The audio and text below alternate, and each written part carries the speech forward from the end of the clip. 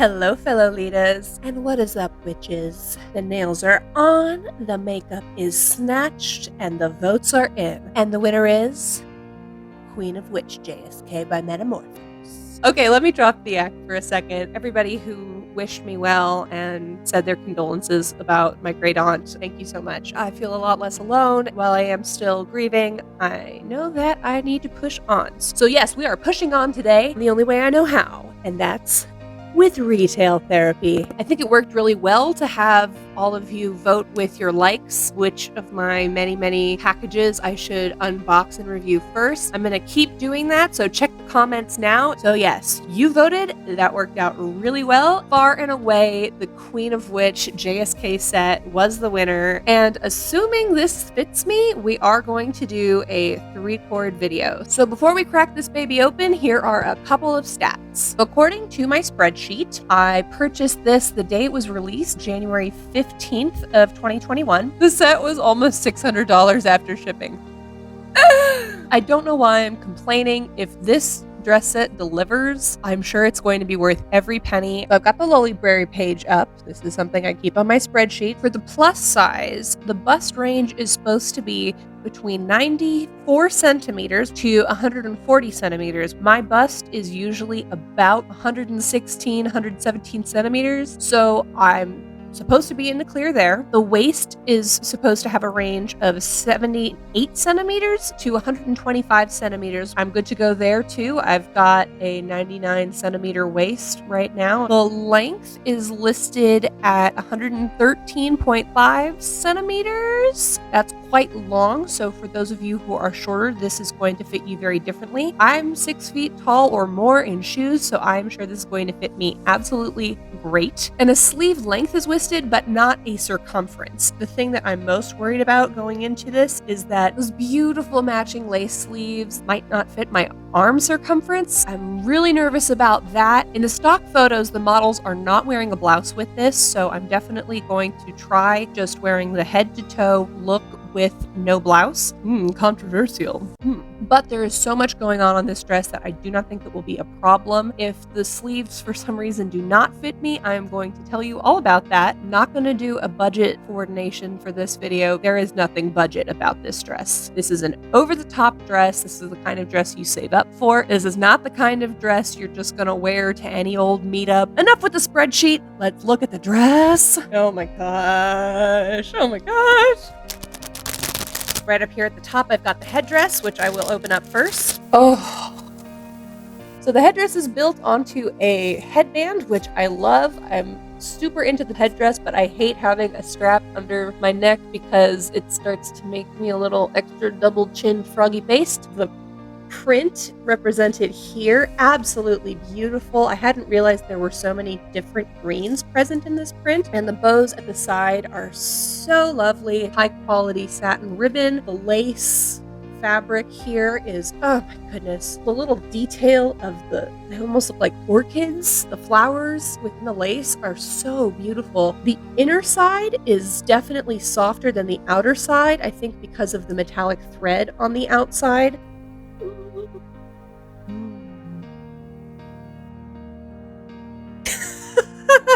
Here comes the bride, wearing her headdress backwards. Oh my gosh, I just noticed the veil is actually removable, and the snaps were covering the inner tag on this as well. Totally a different look without the veil. Even clip it into my hair without the headband. That would look cool too. We love options, especially for $600. Okay, dress time. I'm sorry.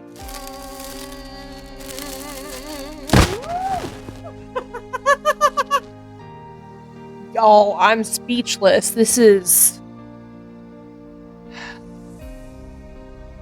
I can't stop looking at it. Focus. So, I think my concerns about the sleeves not fitting me were unfounded. Actually, hold on a second. Why do I care about aesthetics? I should be wearing my glasses for this. Okay, let us resume. So the sleeves are not full sleeves. They have an opening at the bottom, right through here. Between that and the elasticity at the top ruffle, I'm gonna have plenty of room, even with a 16-inch bicep. The sleeves are removable based on some buttons here. There's elastic in this second level as well, which definitely looks like it should fit my arm. And these sleeves are just gorgeous. This lace-up portion on the front is actually sewn in, so that cannot be removed. There's a small amount of boning in this dress, which is a first for me. I've never had a Lolita dress that included any sort of boning or structure. I think of that as something typically reserved for straight sizes. I'm really excited that a plus-size piece has that kind of structure. I think it's going to be really interesting to see how it works on my plus size body. This giant front bow came with some protective wrapping over the front rose, which I'm going to remove now. So yes, we have a black rose here, and this entire bow is removable, and it's held on with 3 pins instead of just 1, which I think is really smart given the weight. The outer shell or overdress is not removable. I didn't think it would be, and the fabric of this skirt, I do not know what it is. It doesn't feel like simple cotton weave, and it doesn't feel like printed polyester either. The skirt of this dress is pleated, so that means it's got a little more structure. The dress is lined. Simple satiny lining, also very soft. And the lower hem of the skirt has multiple layers of ruffles, little gold lace detailing, and these non-removable ribbon bows. Let's check out the back. So one thing I should mention is that this overskirt layer is substantially longer than the back of the skirt. I guess it's meant to overhang and give sort of a high-low asymmetrical silhouette. As per usual with Meta, we've got the 2-button strap with room to move the buttons down on the straps if needed. Something I have never seen before is it's got this giant panel of shirring in the back, but it's also got this kind of faux corset cover over it. So you see the shirring, but you only see it in the middle. And on the outside, there are these adjustable ribbons. Note that this outer faux corset thing is not removable. There's an invisible side zipper here, which is how you're going to get in and out of it without disturbing any of this lacing. And it's got a hook and eye, which some people don't like, but I love it because there is no way I can get in on my own without somebody's help if it doesn't have a hook and eye. And then I suppose the last thing I should touch on is this giant ruffly heavy obi bow on the back. This bow is giving me gothic Super Sailor Moon vibes. It's like this heavy black weighty textured fabric. Like the front bow, this one is removable and attached by 3 pins. And for a little extra detail, it's got these tiny teardrop gold beads on the ends of the bow. I'm gonna go change into this. We'll see how much help I end up needing from my partner. The next time you see me, I will be the Witch Queen. All right, first impressions. This dress is a lot.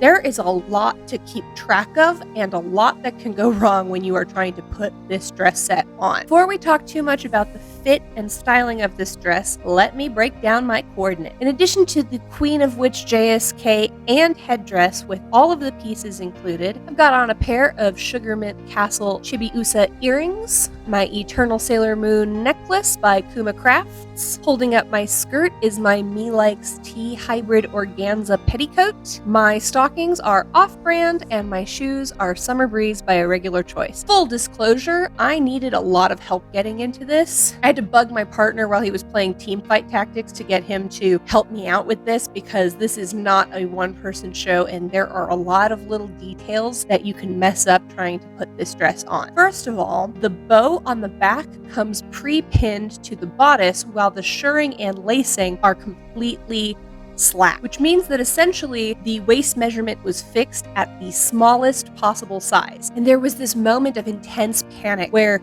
we couldn't get the zipper up and we couldn't get the lacing loose enough. I was like, oh my God, did I just spend $600 on a dress that's not going to fit me even though it's supposed to? Basically, we needed to remove the back bow and then undo the laces so that there would be enough stretch to get this on. In order to make it easier for me to change, we did pin the bow lower at the skirt instead of where it was defaulted to, which was at the very lower part of the bodice. So if anyone from Meta is watching this, just FYI, it might be better to leave that back bow detached. Everything is fine now, absolutely worth the trouble, but my heart stopped for a second there, for sure. Like, Another interesting thing to note, because I am a Lolita, while the straps are at a pretty good place for me in terms of how long they are and where they fall on my shoulders, the fact that I've got the sleeve attachments on and my shoulders are naturally more broad does mean that the straps pull apart in a kind of unnatural way on the back, which isn't such a big deal when I've got a long wig on like this. For somebody with broad shoulders like me at about 42, 43 centimeters, you gotta be a little bit careful, and you might actually want to take the sleeves off as you put it on and then reattach the sleeves once the dress is on you, because I had another moment of panic when I was getting this thing over my head where I thought I might have snapped one of the little threads that goes around the button. My heart cannot take it, man. I'm honestly not getting much of a witchy vibe from this coordinate, more like Swan Princess Bride. I grew up on the animated Swan Princess movie, and I definitely feel like maybe I'm the black swan that goes into the party scene to fool Prince Derek, and I look just like Odette, but I'm secretly a little sinister. If you are looking to get married and you want a Lolita dress that is going to be your wedding dress, I highly suggest you check this out in white. Can imagine having this veil and these sleeves in white, just but it would definitely be way more bridal than it would be witchy. But I honestly wish that I had gotten married in this instead of what I actually got married in. This was way cheaper than my wedding dress ended up being. I'm gonna go change into cord number 2. I'm looking forward to seeing if I can dress it down a little bit. All right, let's see what this baby looks like with a blouse. And now for a completely different vibe. Here's how this dress looks coordinated in pink. I thought this Lady Sloth blouse was a really nice shade of pink to match the pinks in the flowers on the dress, and I just kind of went with that. From the head down, I've got a High Newly Gold Star headband, skeleton hair clips from the Lolita Collective, a handmade orchid hair clip, angelic pretty wrist cuffs, off-brand earrings. My choker necklace is handmade. I've got the jeweled Sakura long style necklace from BB&B Decos. My tights are by We Love Color, and my shoes are off-brand with Lolita Collective bows slapped onto the back. I don't think anybody would have necessarily thought to coordinate this dress in this way, but the hodgepodge is my brand, so we are doing it. I think this coordinate is very anime schoolgirl goes to wizard school where everybody's a goth and she doesn't fit in. I don't know how well it worked. I definitely don't think it's as pretty and put together looking as the first coordinate, but this dress set is so specific looking that I really wanted to see how many pieces I could take off and really push the versatility of the dress. I did leave the front and back bows on, mostly because I'm very lazy, but this dress is just so full of color for something that is so classic and kind of gothic leaning that I wanted to see how many of those colors I could pull out. As I've said before, and I will say again, I look like I should make a pretty good goth, but I actually want to look like a bowl of Fruit Loops. So I think this is a pretty good compromise, especially with this wig, which I cannot keep my hands off of. I definitely love the way that the colors in the wig and the black sort of complement and bring out some of the colors contrasted with black in the fabric of this dress. I do, however, think that this cord is pretty off balance. I think there's too much concentrated yellow at the bottom and not enough at the top. And while I did try to play in with some more gold elements and like match the magentas and stuff, all of the pinks that I'm wearing are a different shade of pink. It sort of works because of the different ranges of pink that are present in the print, but it definitely doesn't look super polished, but meh. And again, even though I was trying to bring out this like young witch schoolgirl vibe, I'm still not really reading witch from this JSK so much. So I think in the third coordinate, I'm going to focus specifically on black and gold pieces that aren't the ones that this JSK set came with. I'm going to try to really play up the witchiness of it all. I don't have a witch hat that's black or gold, but I do have some really sweet looking pointy crowns. So I'm going to go for like Witch King of Agmar meets Lolita Witch Queen. I think we're in for another very experimental cord, and I think I'm going to change my petticoat out. This one has been deflating under the weight of the skirt, so let's try on cord number 3. Finally, the witchy vibes I've been searching for. I am officially very happy with this third and final coordinate. While it's not too different from the first one, the effect is quite different. Mostly because I've styled this to be more dark and elegant and less soft and cute and feminine. This blouse by I Do Declare and High Newly is one of my all-time favorites, if not my all-time favorite for gothic coordinates. So I am not at all surprised that it looks incredible with this dress. So what all am I wearing? I bought this halo on Etsy. I've re-added the veil from the headdress that came with this set. I've used that same gold star headband from High Newly, but I've tucked the veil underneath it, so it looks like one piece now. My skull earrings are by Stash Panda. My ring is by Automatic Honey. I got the tights from Sock Dreams. I believe they were Leg Avenue brand. The shoes are Cotton Candy Feet, and I did in fact swap out my petticoat for a hoop skirt. And while you can't see the petticoat while I'm standing up, it's got these beautiful little dangling star details that I love so much. I will say right off the bat that having a hoop skirt under this dress after 3 different coordinates has been such a relief. It is so much easier to breathe down there, if you know what I mean. Once again, I am thinking about how bridal this dress comes across, both in styling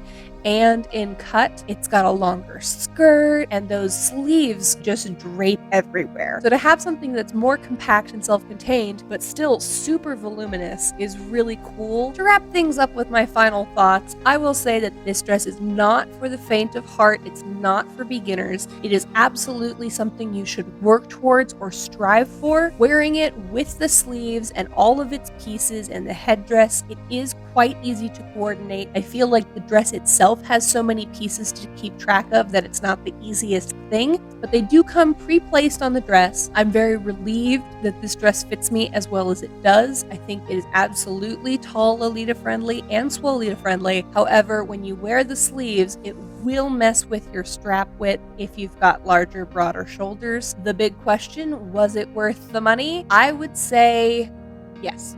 Yes, it was. I was not joking when I said that I wish I had been married in this. I got married during a very hard phase of my life as far as body image goes. It was the heaviest I'd ever been. I'd had some really bad experiences going to bridal shops and being turned away when they didn't have my size, being told that I should cover up because my body wasn't beautiful enough to be shown off. It was awful. It was traumatic, and it knocked me down for a good 2 or 3 years. It took finding wrestling to give me a new appreciation for my body. So to think that there's something so well suited for bridal that fits a wide range of plus sizes is really, really cool. And at that price point, if I could turn back time, if I could find a way, I'd get married in this dress. Then I would have had my whole bridal party there to help me get in and out of the dang thing. My poor spouse has just had it. He's like not interested in ever seeing this dress ever again. All right, if you made it to this far in the video, I really do appreciate you. Thanks for sticking around. I hope you'll stick around even longer. Why don't you hit the subscribe button and then go down into the comments and vote for whichever dress you want to see me tackle in a coordinate next week. If you have a favorite coordinate of the 3, tell me which one it is. I'm not sure I have a favorite between the first one and this one. I do think this one let me flex my creative muscles just a little bit more, which is fun, but your opinion matters to me greatly, so please let me know in the comments. Lastly, if you could give this video a like if you liked it, that would be a huge help. Getting a lot of views makes me very happy, and it's a lot of hard work to put these videos together, so I appreciate every single view and thumbs up and share and etc. Once again, thank you so much for watching. You've been an absolutely bewitching audience. I'm Ellie Vyra, and I will see myself out. Till next week. Bye.